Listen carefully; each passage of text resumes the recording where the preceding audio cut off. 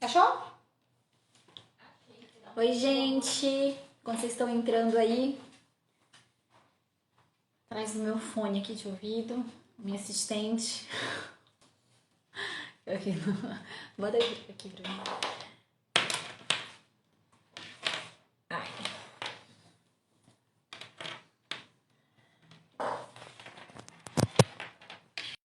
Chegar aqui que eu... Oi, gente. Until Pass, quer saber qual é o assunto? Vocês estão me ouvindo? Primeiro me diz se vocês estão me ouvindo direitinho, se tá bom. Me digam aí. Estão me ouvindo? Boa noite, boa noite. Eu vou já receber o Judson aqui, já vi que ele tá por aí. Tem que todo mundo entrar, estão me ouvindo, né? Beleza. Então, a live de hoje é com o delegado Judson, ele é delegado lá no Acre. E apareceu pra mim o perfil dele semana passada, na hora que... Tá, áudio aqui, né? Tá. Na hora que eu olhei, eu falei, eu tenho que chamar ele numa live. Por quê? Porque ele até escreveu um livro, a gente vai falar sobre isso também. Ele tomou posse no concurso do Acre aos 55 anos. E eu recebo, assim, muita pergunta, muito desabafo aqui no Instagram de gente de 26 anos, 27 anos, achando que tá muito velho, que não dá mais tempo, que não compensa, que não vale a pena. E aí eu tento falar que eu tento convencer vocês do contrário, mas eu acho que trazendo um exemplo, é, trazendo um exemplo fica mais fácil, né? Acho que ele vai conseguir ter mais autoridade para convencer vocês do que eu, né? Eu não passei tão jovem assim, mas nem de longe, né? Chega aí do exemplo do Judson. Muito obrigada, Ana. Obrigada. Acre Rules, né, Raíssa? Raíssa gosta, é uma apreciadora do Acre. Eu vou receber o Judson aqui, então. Deixa eu aceitar ele aqui. Para a gente poder começar aí o nosso bate-papo. Vocês vão botando as perguntas, para a gente poder tirar as dúvidas. Oi, Judson, boa noite. Olá, boa noite. Ai, que prazer. Grata satisfação Muito... estar aqui conversando com você, com eu estou as muito pessoas feliz de você ter que... aceitado o convite. Muito mesmo, muito Eu obrigada. tô Eu mais... estava falando para ele que na hora que eu vi, eu falei assim, não, eu vou chamar ele logo para a live, porque eu acho que o que eu tento falar para o pessoal aqui, você vai conseguir falar muito melhor.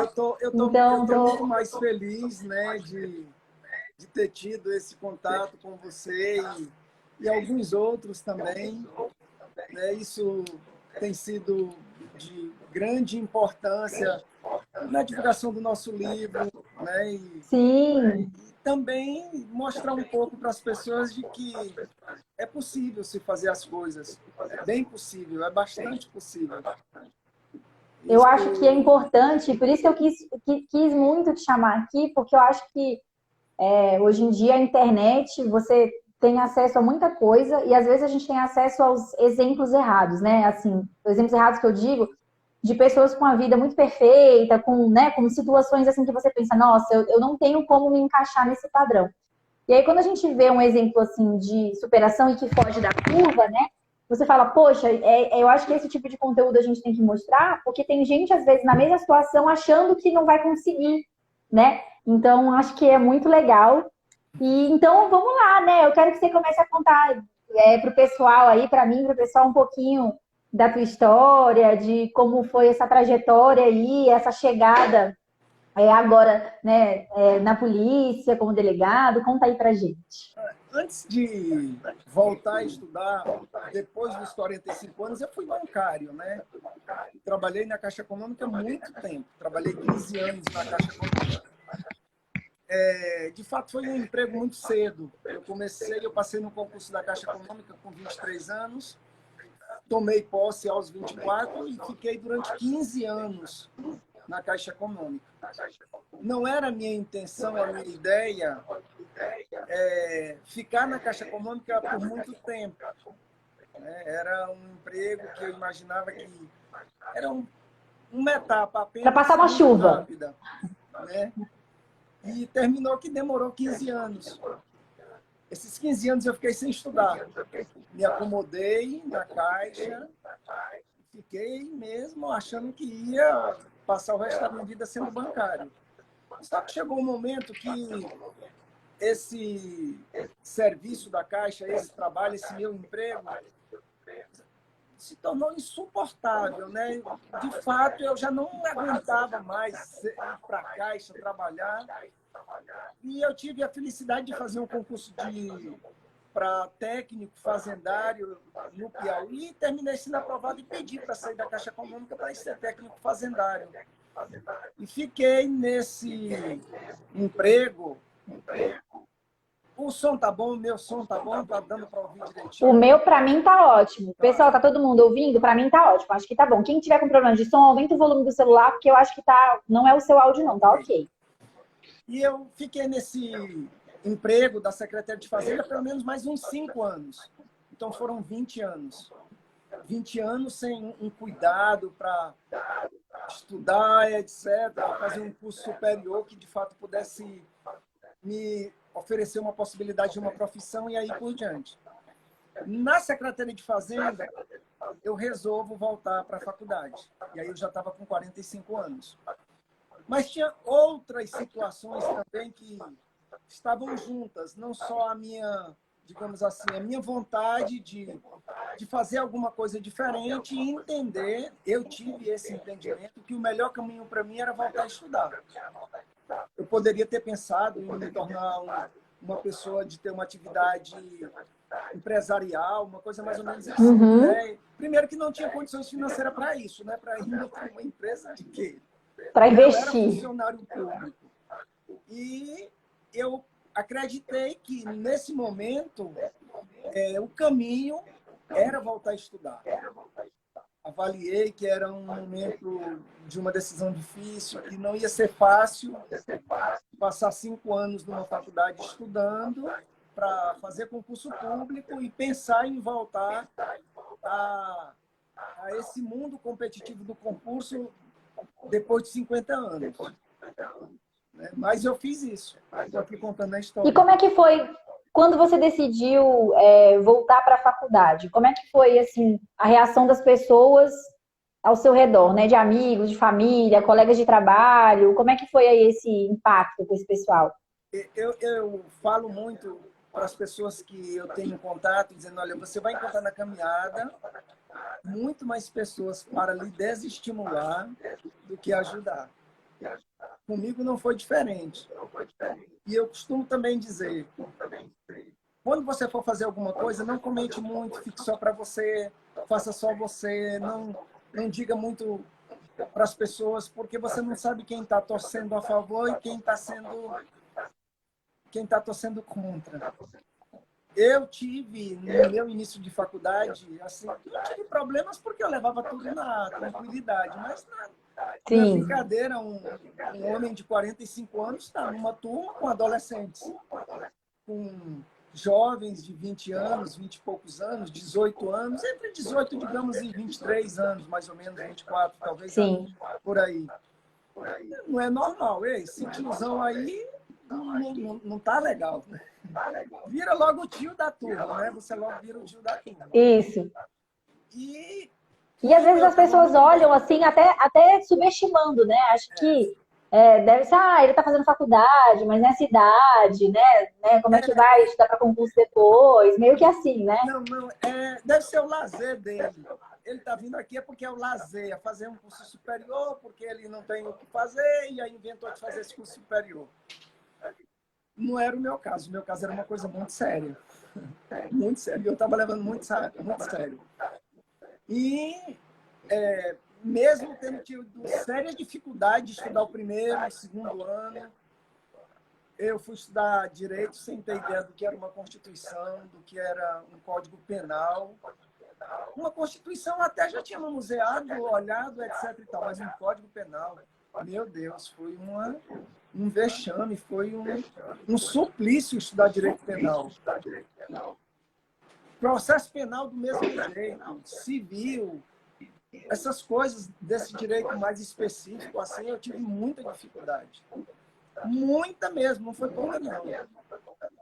Tanto que no primeiro ano, como foi muito difícil, eu avaliei da possibilidade de parar o curso, né? Mas como eu tinha algumas pessoas perto de mim, próximas de mim, Sim. não deixaram. Né? Uma dessas pessoas que eu tenho uma gratidão muito grande, e gosto de dizer isso em toda live, é minha esposa. Ela não deixou eu, né, parar. E faz toda a diferença, né? Fez muito. Eu, eu, Você eu não vai digo muito parar. Você aqui, já começou e agora nós vamos levar isso adiante. Né? Porque eu o recebo muita fato mensagem foi... de gente aqui dizendo isso, que o meu namorado não entende que eu tenho que estudar, ou então, o meu marido não quer que eu estude, né? A minha esposa, eu digo, então, talvez seja o momento de você sentar com essa pessoa e conversar e pensar esse relacionamento, porque se você tá com alguém que não tá te apoiando a você fazer uma coisa que é bom para você, né? Que é para o teu crescimento, e quando você tá com alguém, o crescimento acaba sendo para as duas pessoas, né? Acaba sendo para aquele núcleo familiar, então alguma coisa está errada ali no relacionamento, e Tá você não muito, consegue levar adiante, né? tá muito. E nesse núcleo de pessoas, de poucas pessoas que muito me apoiaram, tá minha esposa e tá minha mãe. Minha mãe também foi muito bacana, né? Nesse sentido. Vamos terminar. Começou, tá indo bem. Essa dificuldade, minha esposa da mesma. Foram as duas pessoas assim muito decisivas para que, no momento em que eu avaliei da possibilidade, até por dificuldade mesmo de estar acompanhando o curso, de parar, elas não deixaram. Mas do segundo ano em diante, já melhorou muito. Eu já fui entendendo melhor esse sistema, que as coisas estão interligadas, né? E aí já me animei, inclusive, para começar a fazer concurso, ainda na faculdade. Né? Não, eu vou E você começar já a começou fazer então a se preparar na faculdade ainda, na mas já estava se faculdade. preparando para a polícia Isso. ou quando entrou na faculdade não tinha ainda um foco específico? Não, eu não tinha um foco específico. Eu queria fazer concursos na área jurídica, escolhi a área de analistas, de Ministério Público, tribunais, né? Foquei bem aí nessa área, né? Para analista e comecei já a fazer concurso. Mas eu fiz concurso para muito diversificados, né? Fiz para o INSS, fiz para tribunais regionais do trabalho, para analista e técnico. Foram muitos. Muitos. Não passei no primeiro, nem no É isso que eu segundo. ia falar. Eu já ia Nem perguntar isso. no Reprovou várias terceiro, vezes? nem no quarto, nem no quinto, nem no sexto. Eu nem sei como foi que eu vim passar. Eu acho que eu já tinha feito uma centena. E Eu aí digo isso. Todo mundo me pergunta. No meu digo para perfil as tem pessoas inúmeras isso, olha, reprovações e perguntam isso. Mas você reprovou em quanto? Eu diferença falei, é... perdi a conta. Eu fui reprovado uma centena de vezes e não deixei de acreditar que uma hora ia dar certo.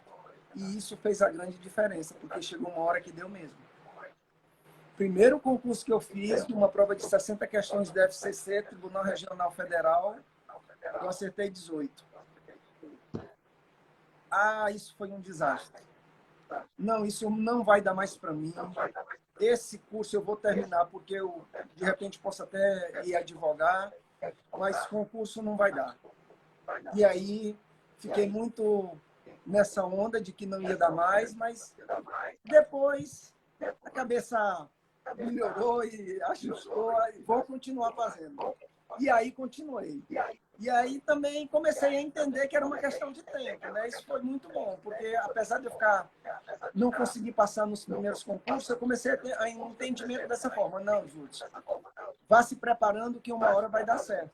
Isso se tornou uma verdade, para mim, muito importante. Né? Eu levei isso como sério. Uma hora vai dar certo. Então, não vou me preocupar que hora vai ser, mas isso vai dar certo. E ainda vai dar certo antes de eu terminar o curso. Antes de eu terminar o curso de Direito, eu vou passar em um concurso. E esse concurso é o que vai me franquear uma possibilidade de voltar a trabalhar numa coisa que eu tenha, pelo menos, imagino que vai ser legal para mim. E, de fato, antes de eu terminar a faculdade, eu passei em alguns concursos. Olha, conta pra gente então quais você passou. Porque assim, quando a gente fala o que a gente passou, o pessoal acha assim, que você fez os concursos e passou. E é importante você contar isso, que você fez 18 de 60 na primeira vez, que você reprovou várias vezes. e que esse é um processo normal, porque vai ter uma pessoa ou outra que vai dizer assim, ai, passei no meu primeiro concurso com 6 meses, passei não sei quantos concursos aos 23 anos, mas que a gente tem que lembrar que a regra geral é uma trajetória de esforço e de você bater muito na parede até que a coisa funcione. Você entende que existe um tempo de preparação para que você consiga chegar no objetivo, né? Conta pra gente os concursos que você passou quando estava na faculdade ainda. Eu passei no concurso do INSS, foi o primeiro. Né? Eu nem já tinha cursado as disciplinas de direito constitucional, direito administrativo, que eram importantes nesse concurso, mas o direito tributário era importante. A cobrança era de duas leis do direito tributário que são chaves para o direito tributário. Então, eu estudei as leis bem, Sim. E aí estudei mais o constitucional, o administrativo, e fiz para analista. Né? Tinha português também, teve português, mas não tinha a coisa que eu mais tenho pavor, informática. Não tinha, graças a Deus, tinha o português e os direitos. Então eu passei nesse concurso. Fui nomeado para o interior do Maranhão, terminou que não deu certo de ir. Mas esse concurso foi o que mudou o jogo, porque eu comecei a confiar mais. Eu digo, olha, vai dar certo. Eu passei nesse concurso, apesar de não ter dado certo para ir. Não era mesmo para mim, porque se eu tivesse ido, eu tinha parado com o curso de Direito. Eu ia para o interior do Maranhão, mesmo interiorzão, daqueles que não ia ter como continuar estudando. Terminou que não deu certo. Uma providência que a gente nem entende direito por quê. Mas não deu certo, não fui. E eu terminei o curso de Direito e foi legal. Mas... Engraçado que você disse isso e é verdade, porque na época que eu estava trabalhando também, eu trabalhava no interior do Maranhão, né, como assessora, e tinha surgido uma possibilidade para eu ser assessora de desembargador lá no TJ. Fiz um seletivo, passei num monte de prova, e nessa época eu não estava estudando, eu passei 14 anos no TJ. Então, você falando faz eu pensar muito na minha, ainda que eu tenha, acho que o meu despertar aconteceu um pouco antes, né? Mas eu demorei também para entender. Eu passei num concurso muito cedo, com 20 anos de idade, era técnico judiciário e fiquei quase 15 anos no tribunal. E aí eu estava super acomodada lá, não estava estudando nem nada, fazia um concurso ou outro, mas sem levar a sério. E aí tinha surgido essa possibilidade, poxa, você é assessora lá né, em São Luís, desembargador, ganhar bem. E aí eu pedi a exoneração do meu cargo no interior, fui para São Luís e de véspera disseram que não iam me chamar mais. E eu fiquei muito arrasada, fiquei muito mal, mas foi a porta que eu precisava que se fechasse para que eu voltasse a estudar e para que as coisas acontecessem, né? Então eu falo sempre isso pro pessoal aqui. Às vezes as coisas acontecem que não dão certo e a gente tem que saber ter resignação para entender que a resposta vem, né? Que nada é por acaso. No intervalo do jogo, no livro, eu faço uma reflexão sobre essas coisas. Falando um pouco do livro, depois a gente volta para esse assunto. É uma partida de algum jogo. Não é um jogo de futebol, é de algum jogo. É uma partida que tem um intervalo entre um tempo e outro. E eu faço essa reflexão. Na minha vida, eu comecei a adotar de que tudo que acontecesse na minha vida era para o meu bem, independentemente do que fosse, mas isso teria uma finalidade de me trazer algum benefício. E por incrível que pareça, essas coisas que você começa a tomar como verdade, elas começam a ter um valor muito grande e representar de fato as mudanças que ocorrem na sua vida. Então, esse concurso do INSS foi um bom exemplo disso. Eu estava muito empolgado para ir, não deu certo, eu fiquei muito chateado. Quando chegou mais na frente, eu passei no concurso para a Defensoria Pública da União para analista, que foi o concurso que eu fui assumir no Amapá. E que foi a grande mudança do jogo todo, foi ter saído de Teresina e ter ido morar em Macapá para ser analista da Defensoria Pública da União. Né? Foi aí. E a família, a sua esposa topou tudo? Vamos embora? Sim. Eu acho que ainda hoje, né? Não posso afirmar taxativamente, mas eu dessa confiança. Ela confia muito em mim nessas tomadas de decisão, de posição. Ela me apoia nessas decisões. Quando foi para ir para Macapá, ela foi incisiva. Eu vou com você. nós não tínhamos ainda a Isis Valentina. A Isis Valentina nasceu em Macapá. Quando eu estava estudando para delegado, a Isis Valentina nasceu e eu tive que, além de trabalhar no Ministério Público, na universidade, ainda a Isis Valentina para cuidar e ainda estudar, e deu certo. Estou aqui contando a história.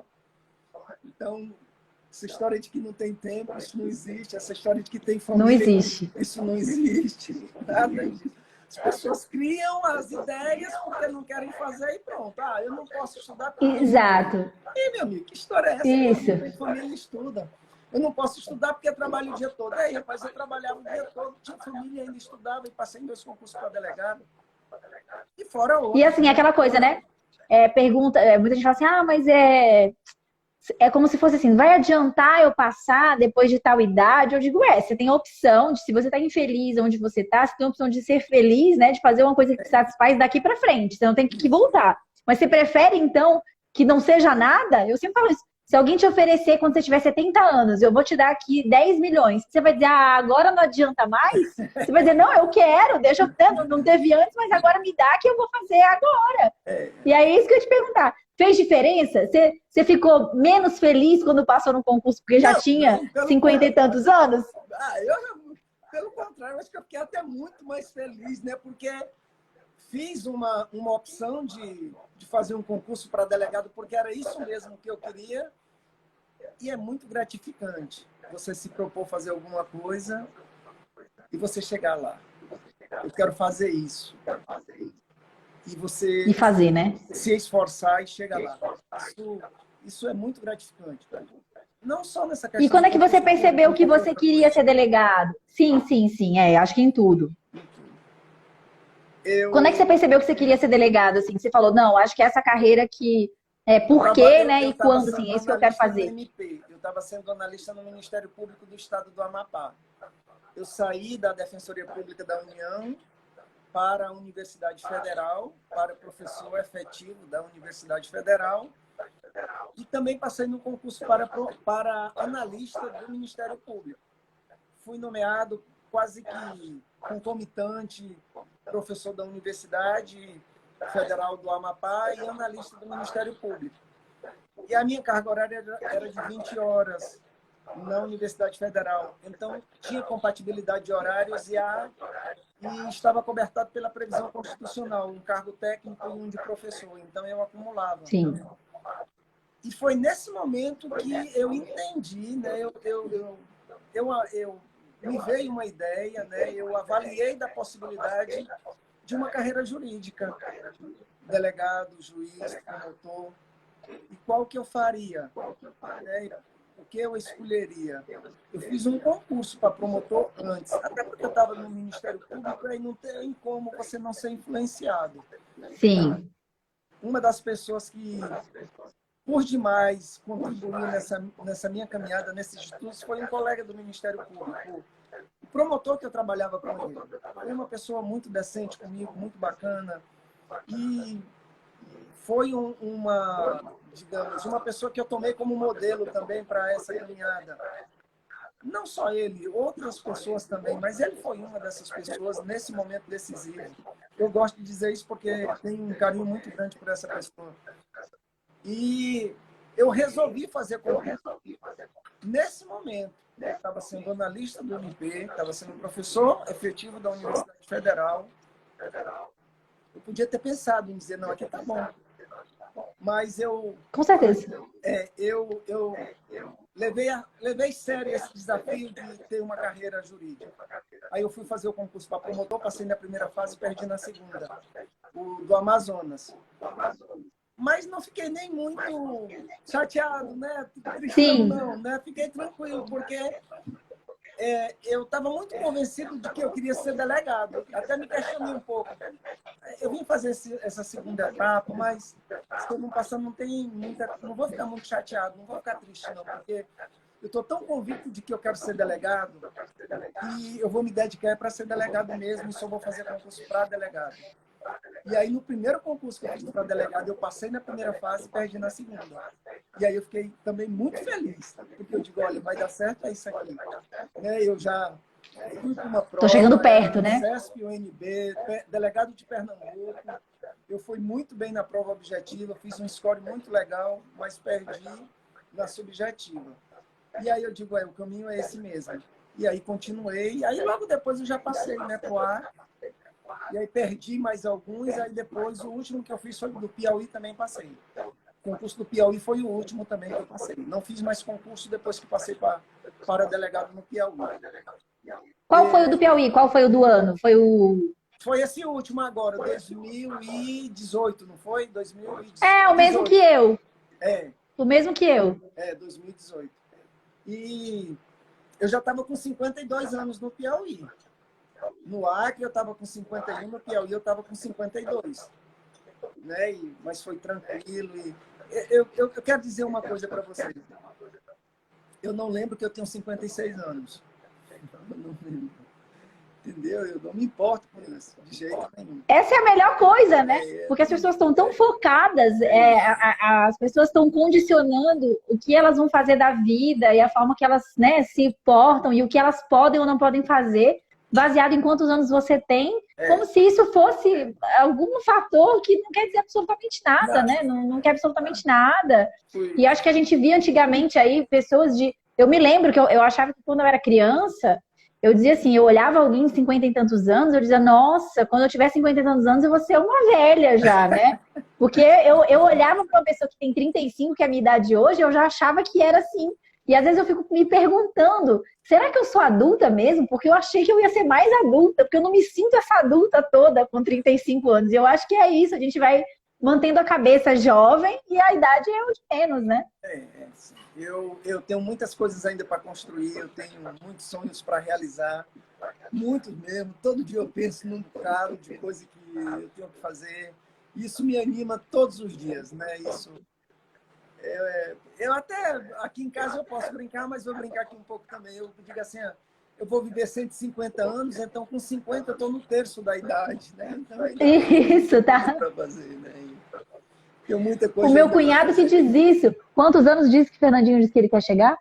O meu cunhado diz que tem planos também para não sei quantos anos. E o meu psicanalista dizia que ele também tinha planos feitos até tal idade, né? Assim, bem lá na frente, porque a gente tem que ter essa expectativa mesmo. Porque senão você chega depois de uma idade e fala assim, ah, não, agora eu já tô velha, vou só sentar aqui e fazer nada. É uma das barreiras sociais que nós temos que precisa ser ultrapassado e urgente. É assim, quem de fato tem interesse em pensar, em avaliar sobre isso. É que nós estamos inseridos numa sociedade que você passou de uma certa idade e não é mais permitido você fazer muita coisa. No meu caso, tentaram me proibir de ser delegado porque já tinha mais de 50 anos. O Estado, né? Você precisou entrar com liminar em algum lugar? Escrevi um artigo, inclusive, falando sobre isso, chamado etariofobia. Criei um neologismo para dizer o Estado é o ente que mais promove a etariofobia. É quem devia não promover, é quem devia criar todas as condições para que, de fato, fosse levado e efetivado o princípio da igualdade, mas não é. Aqui no Acre foi uma batalha judicial tremenda para que eu fizesse academia e depois tomasse posse. No Piauí já tive que entrar com ação judicial para garantir a academia. Não sei a posse como que vai ser. Não cheguei as nomeações não chegaram ainda em mim. Mas aqui no Acre foi uma batalha judicial muito séria, porque a Polícia Civil e a Procuradoria-Geral do Estado, né, que usam o nome do Estado, né, o Estado agindo, criaram dificuldades imensas para que eu não fizesse academia e depois não tomasse posse. Quando eu me lembro que eu fazia teatro em São Luís e na época eu conheci uma senhora que começou a fazer teatro lá. Ela tinha 80 anos, 79 anos. Ela era viúva, ela tinha perdido o marido e os filhos num acidente e ela fazia teatro. E uma vez falando com ela, ela disse que ela era professora, que ela foi professora uma vida inteira. Ela era de Minas e aí ela tinha mudado para o Maranhão, já idosa, né? E ela queria continuar trabalhando, porque ela disse que ela passou uma vida com jovens, atuante, trabalhando, né, interagindo com pessoas, e que ela não conseguiu trabalhar em lugar nenhum, porque ninguém queria contratar ela por conta da idade dela.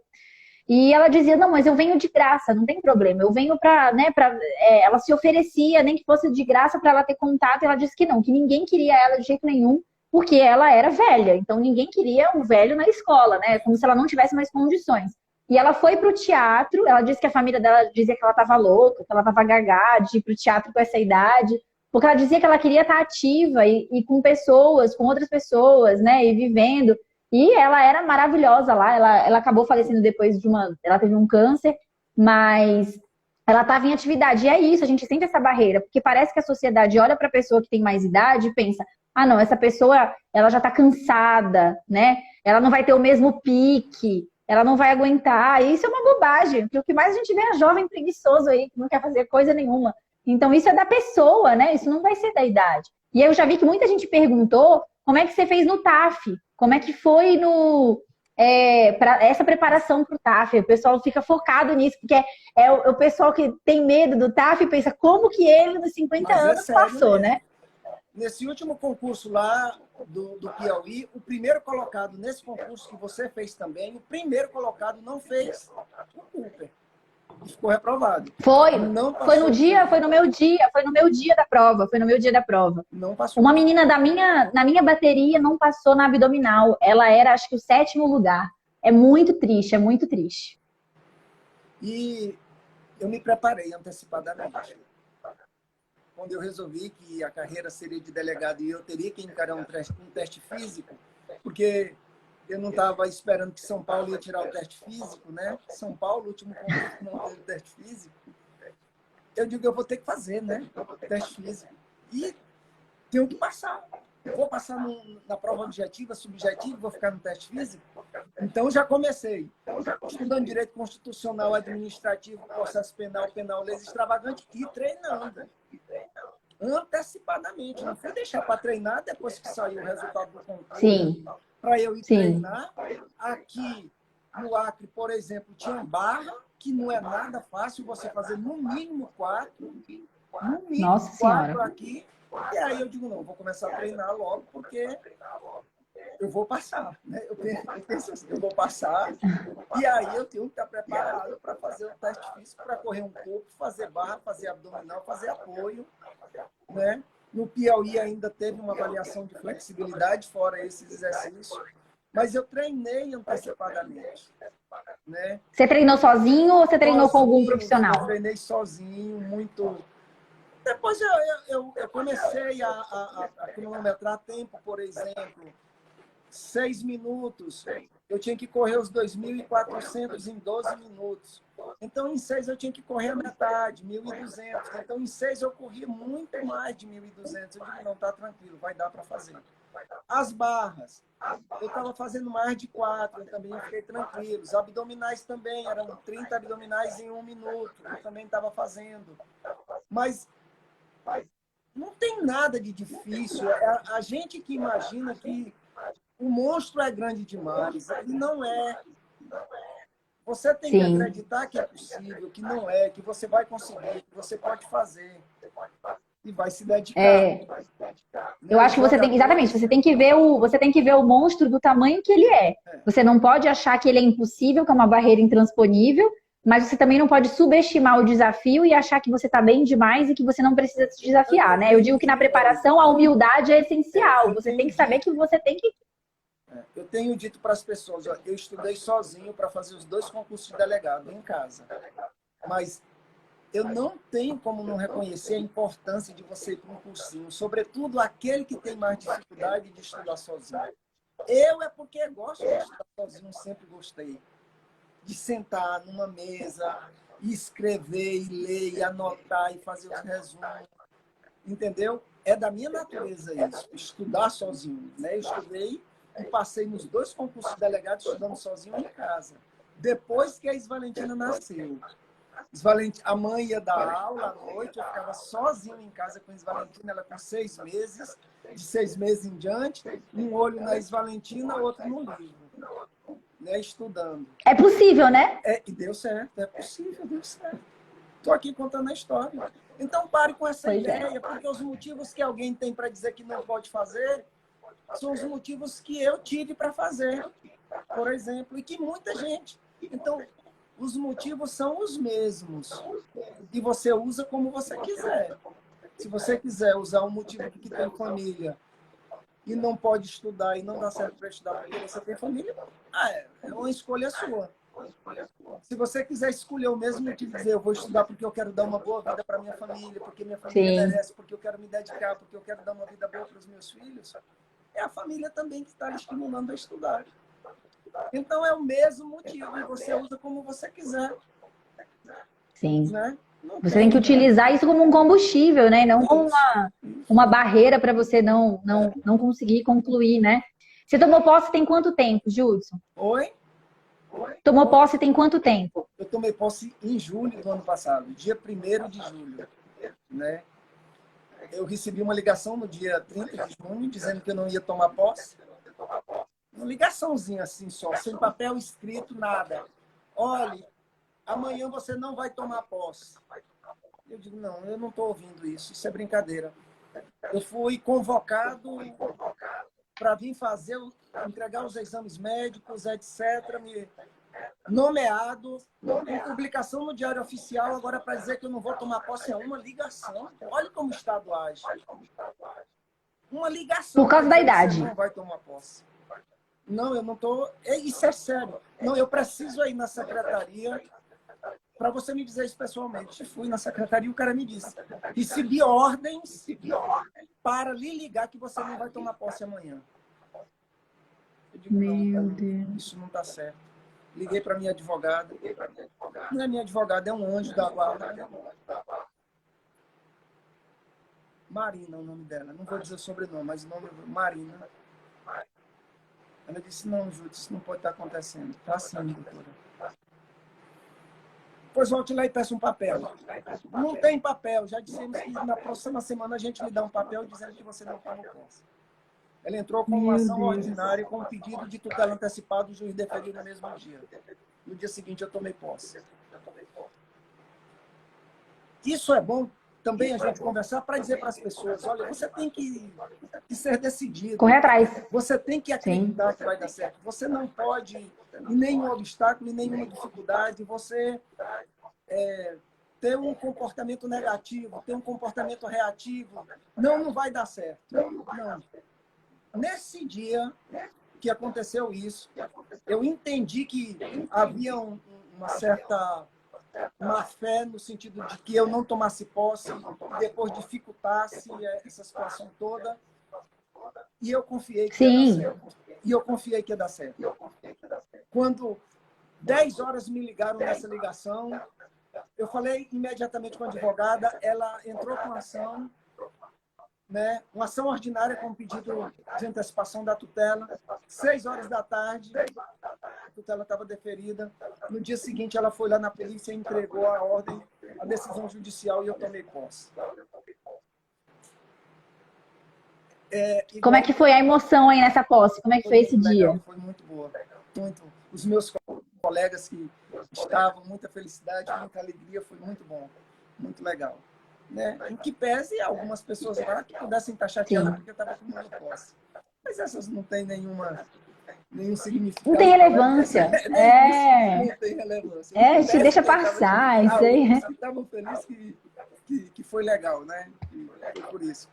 A gente tem que olhar para as pessoas que estão felizes pela gente, que estão ali com a gente, o resto a gente deixa para lá. Veja, quando foi para fazer o concurso, foi uma das avaliações que eu fiz. Eu já estou fora da idade. A previsão da limitação da idade, eu já com 51 anos. E a grande maioria, né, assim, a gente pode imaginar, das pessoas já joga a toalha, né? Não vai dar, já estou fora da idade. Isso não vai dar para mim, já estou. E eu pensei o contrário, eu digo, eu vou fazer, porque de repente é o concurso que eu vou passar. Depois que eu passar, e a gente vai resolver isso. Mas primeiro eu tenho que passar, pelo menos nessas fases iniciais, prova objetiva, subjetiva, teste físico, psicotécnico, para depois a gente resolver como é que vai fazer. E assim, muito importante, porque você se torna um precedente para outras pessoas que possam vir depois, né? Para dizer, não, mas naquele concurso ali, né, teve o Judson que conseguiu, então você vai quebrando um pouco dessa limitação que o Estado quer impor a todo custo. Porque se você passa em todas as fases, você mostrou ali né, o teu preparo e a tua competência para entrar dentro do cargo público, assim como todos os outros, qual é o sentido? Qual é a lógica? Qual é a justificativa? Nós utilizamos bem isso, né, na argumentação, e uma decisão, inclusive, do STJ, que já tinha avaliado essa questão da idade, dizendo que a limitação da idade para o cargo de delegado de polícia é desproporcional, é irrazoável, que não se justifica, que não tem amparo constitucional. A grande maioria dos estados não tem limitação da idade. Sim. E, até onde eu sei, apenas esses 2 estados ainda constam da lei a limitação da idade, o Piauí e o Acre. Justamente os seus. Onde eu passei. Justamente os que você foi passar. O concurso do Piauí, eu trato no livro o concurso do Piauí, né? Eu tenho um capítulo específico sobre o concurso do Acre e outro específico sobre o concurso do Piauí, já na prorrogação. E eu falo direitinho, porque o concurso do Piauí, eu não tinha estudado especificamente para ele, eu tinha estudado o do Amapá, que foi antes. E do Amapá não deu certo. E aí o do Piauí já deu, né? Mas eu não estava pensando em fazer concurso para o Piauí. Eu estava querendo muito passar no Amapá, porque já estava morando no Amapá há algum tempo. E Sim. eu gosto muito de Macapá, mesmo que uma cidade, um estado que fica longe do Brasil, fica muito longe do Brasil, não tem nem estrada. Ninguém nem sabe como é. Eu mesma não sei como é. Não tem estrada para chegar lá, você só chega de avião ou de barco, mas eu gostava muito de Macapá. Muito, muito mesmo. Uma cidade que eu me identifiquei. Morar na beira do rio Amazonas é um presente de Deus, morar na beira do rio Amazonas. Eu gostava muito por isso, porque eu era um morador, um ribeirinho do Amazonas. E isso era muito legal para mim, ser morador do rio Amazonas, da margem, da beira, né, do rio Amazonas. E aí, mas está gostando do Acre? Sim, também. Muito legal. Logo eu fui iniciar as minhas atividades de delegado numa cidade aqui na fronteira, na tríplice fronteira, Acre, Peru e Bolívia, uma cidade bem pequena, Assis Brasil, e para minha felicidade foi muito bom porque fui morar numa cidade pequena, com muitas pessoas amigas, amigos da minha família, não foi como vir para uma capital sem conhecer ninguém, fui para uma cidade pequena. Sim. E aí isso foi muito legal, né? Minha esposa, a Isis Valentina, que estava com 4 anos no ano passado, já tinha um bocado de menino para brincar, de crianças para brincar na pracinha. Minha esposa também fez muitas amigas. Aí a gente não sentiu tanto, né? Ir morar no interior do Acre. Sim. E agora nós estamos em Rio Branco, né? Desde janeiro nós fomos removidos para cá. Eu estou agora trabalhando na primeira delegacia, na primeira regional, né?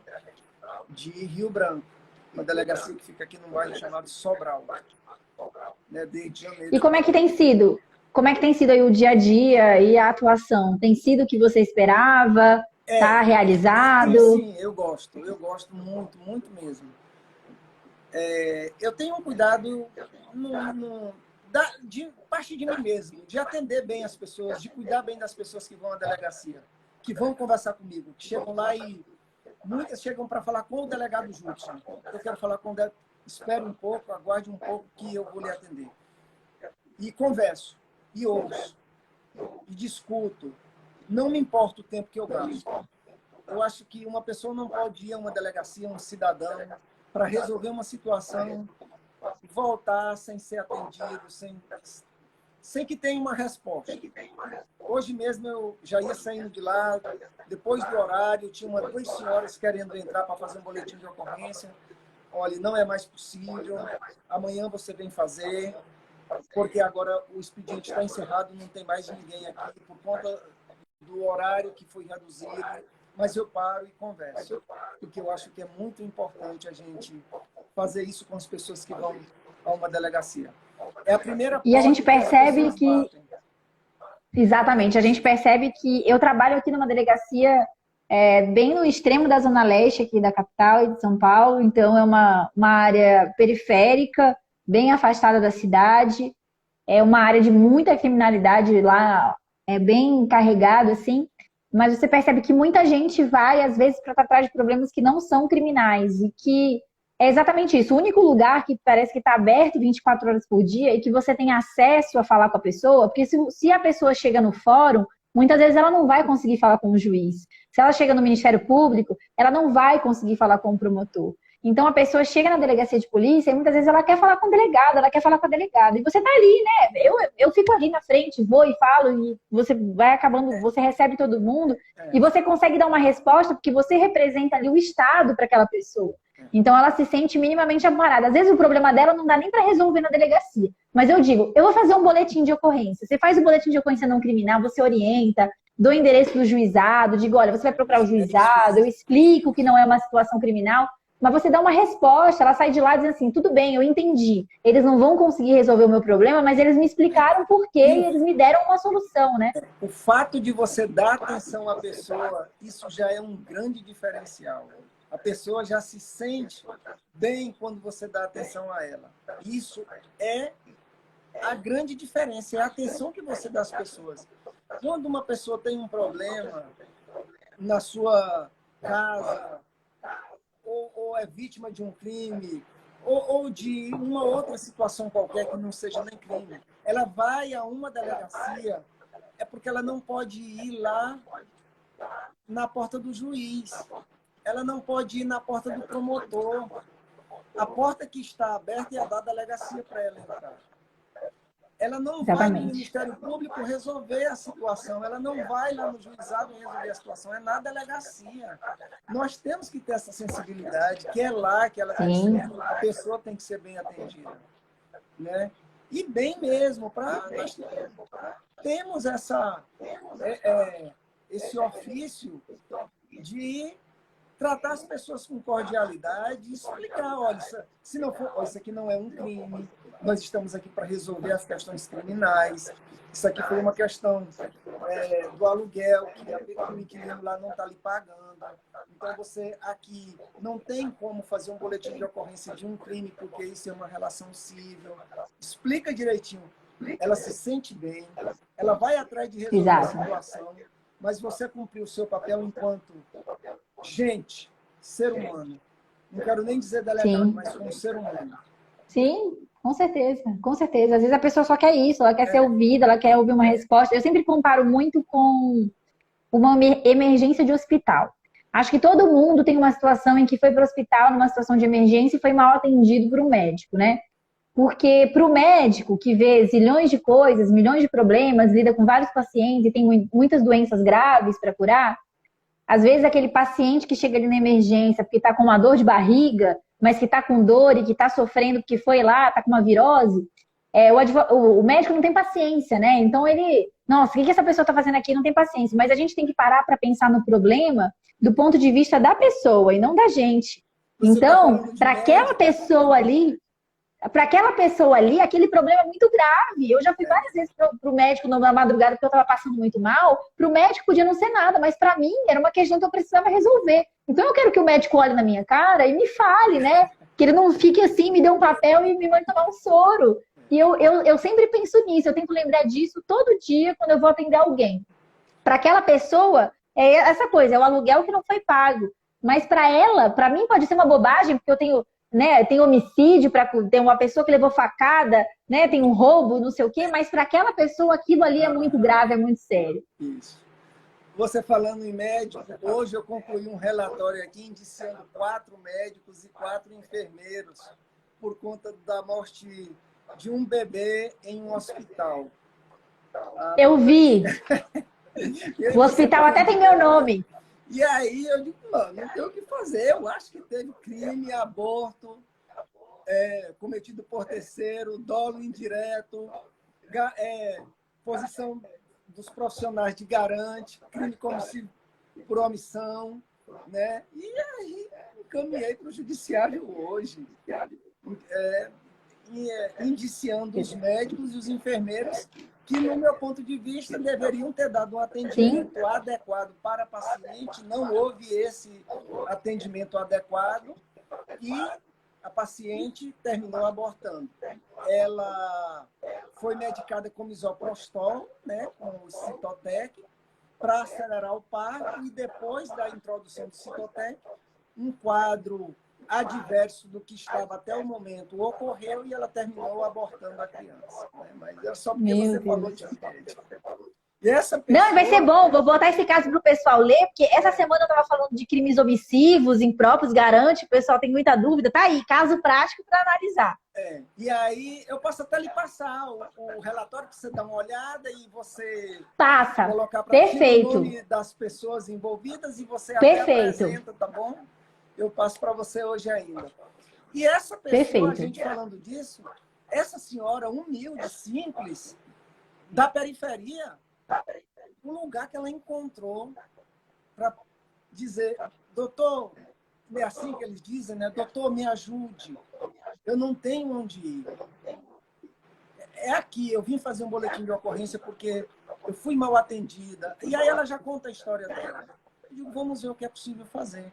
Houve 21 pessoas, entre médicos, enfermeiros, técnicos. O Conselho Regional se pronunciou também com um relatório favoravelmente aos médicos, né? Disse que os médicos tinham agido Sim. corretamente, mas eu não considerei, porque entendi que a análise jurídico-penal cabia a mim, não ao Conselho Regional de Medicina, até porque ele não fez essa análise mesmo, fez uma análise administrativa com base no Código de Sim. Ética Médica, dizendo que, com base no Código de Ética Médica, os médicos agiram corretamente. Tá, tudo bem, mas isso não quer dizer que não cometeram crime. Minha análise, Sim, com certeza. né? Mas eu passo para você esse relatório hoje aí. Passa, vai ser legal, o pessoal vai gostar de ver. Deixa eu fazer uma pergunta que fizeram lá em cima, que é a pergunta que eu acho que a resposta é irrelevante, mas o pessoal vai sempre perguntar. Judson, quantas horas por dia você estudava, mais ou menos? Eu estudei na faculdade. Eu me preparei até no concurso para delegado ainda na faculdade. O direito que eu aprendi foi depois que eu passei de um ano e aí eu estudei demais na faculdade. Eu ia à tarde para a faculdade todos os dias, meio-dia já estava na faculdade, estudava a tarde inteira. Eu não ia para a faculdade para ficar conversando, eu ia para estudar na biblioteca. E eu passei pelo menos 3 anos fazendo isso, estudando pela manhã, pela tarde na faculdade, de manhã em casa, à tarde na faculdade, à noite cursando o curso, fazendo o curso de Direito. E aí eu aprendi um pouco, o suficiente para poder conseguir passar em algum concurso. Mas foi aí que eu estudei muito. Eu não fiz um curso de Direito e depois fui estudar. Eu já estudei Sim. fazendo curso de Direito. Tanto que quando cheguei em Macapá, foi aberto o concurso do Ministério Público e eu fiquei na Defensoria Pública da União 1 ano, ou um pouco mais de 1 ano, porque eu já passei no concurso do Ministério Público. Mas não foi porque lá eu continuei estudando, Sim. não teve essa ideia na minha cabeça. Sou analista da Defensoria Pública da União.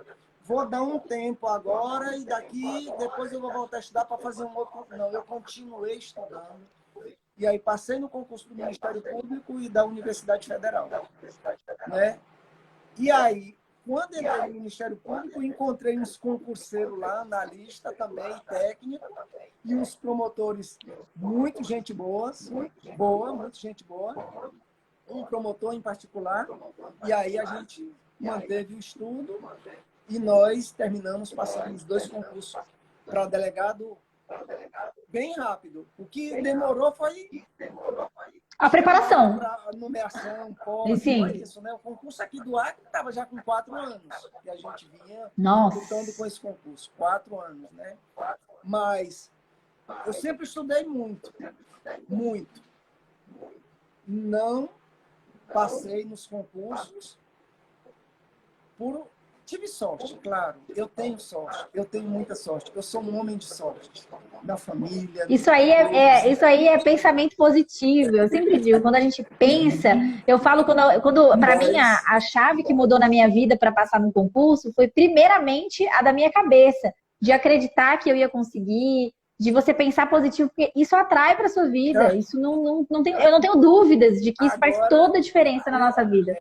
Eu estudei muito, né? Muito mesmo. Ainda hoje eu estudo, eu leio, né? E não estou pensando em fazer mais concurso público, mas estou pensando em fazer muitas outras coisas.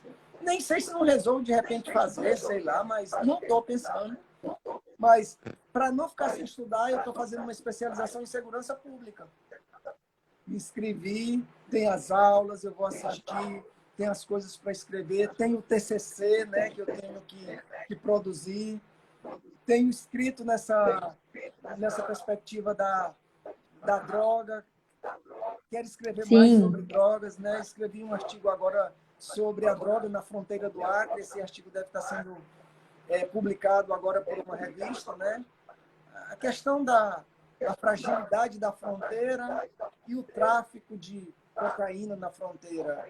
E o que isso, as implicações desse tráfico na violência em Rio Branco. Sim. De uma forma geral, nas cidades. Eu imagino, eu imagino que deve ter muito caso de droga aí, né? Nessa área de fronteira, deve ter, porque se aqui tem muito, eu acho que assim, o carro-chefe é tráfico, né? Eu imagino como é que não deve ser aí. É uma fronteira muito ampla, 2 países, Peru e Bolívia, e que não há uma presença do Estado. Não existe Estado nessa fronteira. Então a coisa é a vontade, né?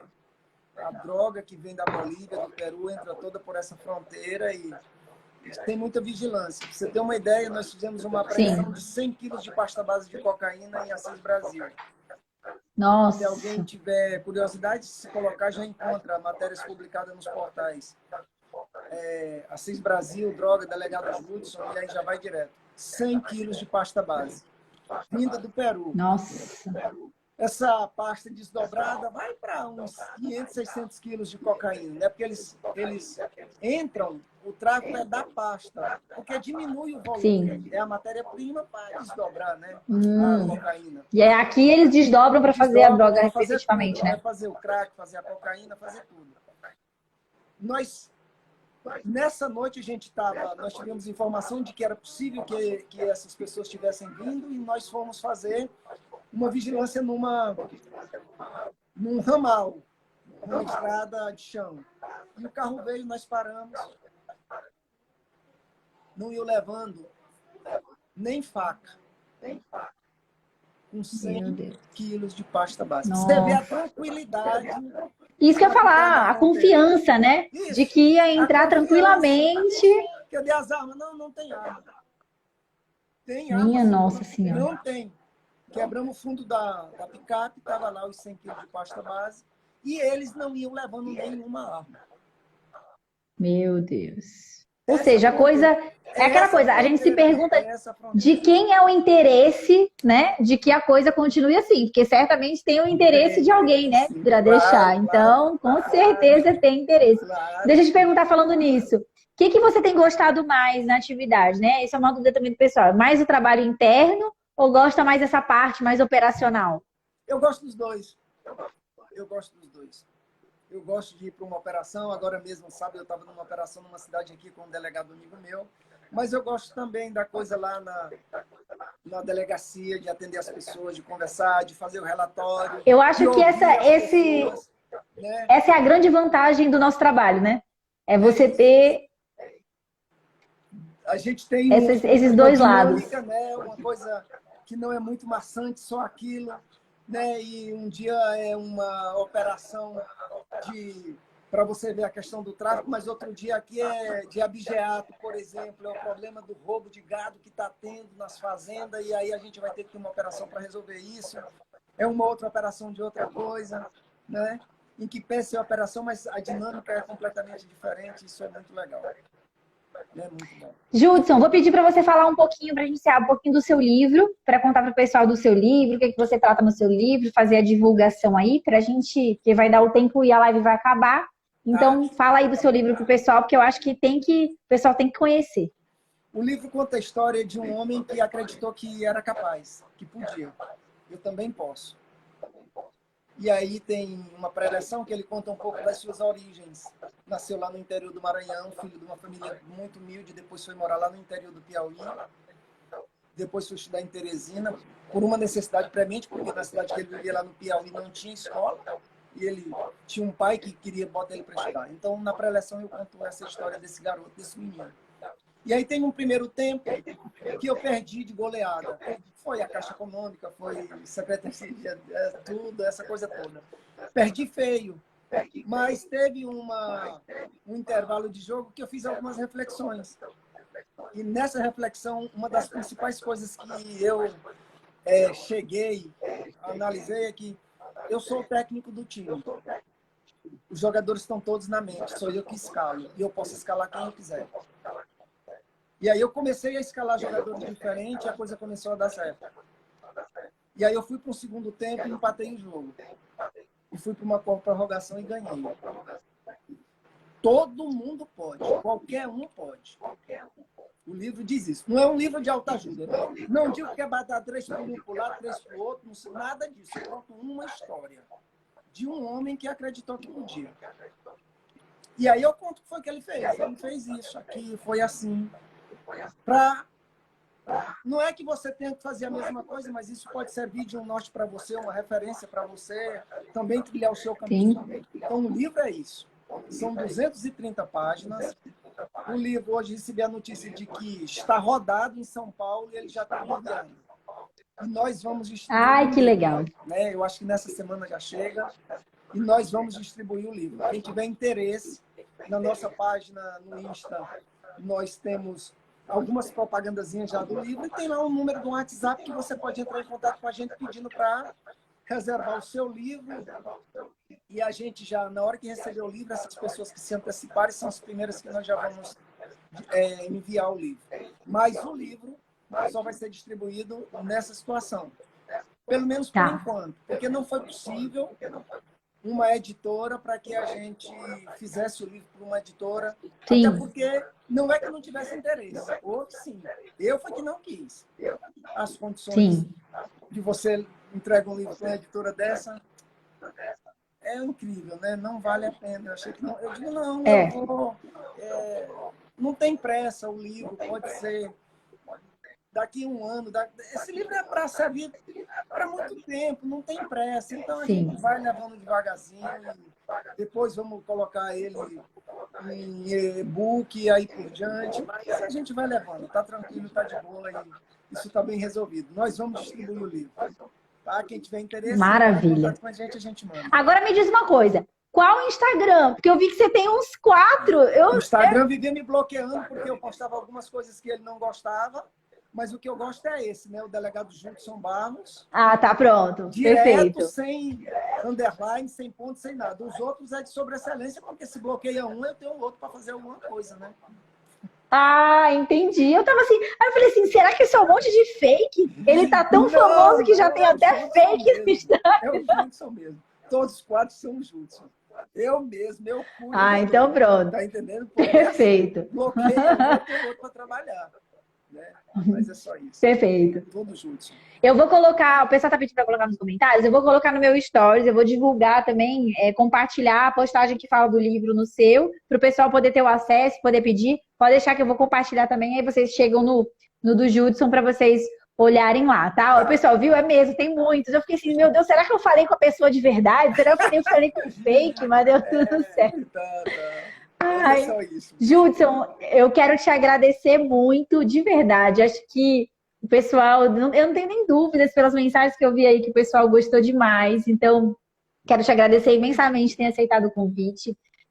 Quero te parabenizar pela tua história, pela tua garra e por você falar, né? Por você estar aí compartilhando. Eu acho que isso é muito importante, porque eu sei que histórias como a sua vão ter outras, mas de outras pessoas que não compartilham, e a gente precisa ver esses exemplos, né? As pessoas precisam ver. E te parabenizar. Eu digo sempre, né? Meu pai passou no concurso de delegado aos 46 anos, então, para mim, é muito legal ver. Ganhou dele, ganhou do meu pai, ganhou do meu pai. A pessoa aqui para zoar comigo disse, bicho, tu tem que entrar pro Guinness Book, tu é o cara que se tornou o delegado mais velho do país. 55 anos, o delegado está se aposentando, tu tá virando delegado, meu amigo.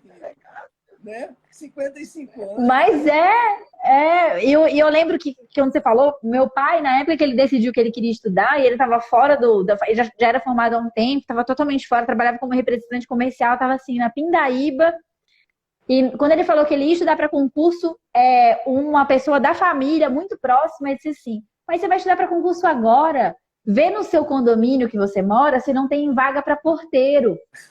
E não que tenha algum problema ser porteiro, mas meu pai tinha 2 graduações, estava dizendo que ia estudar para concurso e assim, desacreditando total, né? Então eu imagino que hoje em dia deve ter muita gente que olha para você e fala assim: nossa, ele passou. Caramba, e ele chegou lá. Isso. E que deve dizer assim: sempre acreditei em você, mas que a gente sabe que lá atrás devia dizer: esse aí não vai dar em nada. Os sobrinhos, né? Eu chamava sobrinhos, os sobrinhos diziam assim: tio, pare de fazer concurso. Você não está conseguindo mais decorar nem os fundamentos da República Federativa do Brasil e ainda está com essa ideia de fazer concurso. Isso não vai dar certo, vai fazer outra coisa. Não ouvi esses conselhos, dei continuidade. Estou aqui agora conversando com você de uma outra realidade, uma outra história. E as pessoas podem. Ai, que bom. Podem, é muito legal. Você também pode, só depende de você. Todos que estão me ouvindo, gravem isso no coração de vocês. Você também pode. Só depende de você. De mais ninguém. Você que lindo. Sintoniza o rádio na onde você quiser e você escala o time do jeito que você quiser. Ninguém interfere, só você. Os jogadores que você bota para jogar é você que escala. Ninguém pode interferir. Escolha bons jogadores. Vontade, disciplina, determinação, confiança. Bota esses jogadores para jogar, para você ver como o jogo muda já já. Com certeza. Muda assim, rapidamente. Se escalar o time certo, você vai resolver o jogo, mesmo que seja na prorrogação. Não, eu vou. Agora, quando alguém vier falar comigo assim: ai, mas será que dá tempo ainda? Eu vou só encaminhar a live. Eu digo: assiste isso aqui. Assiste isso aqui.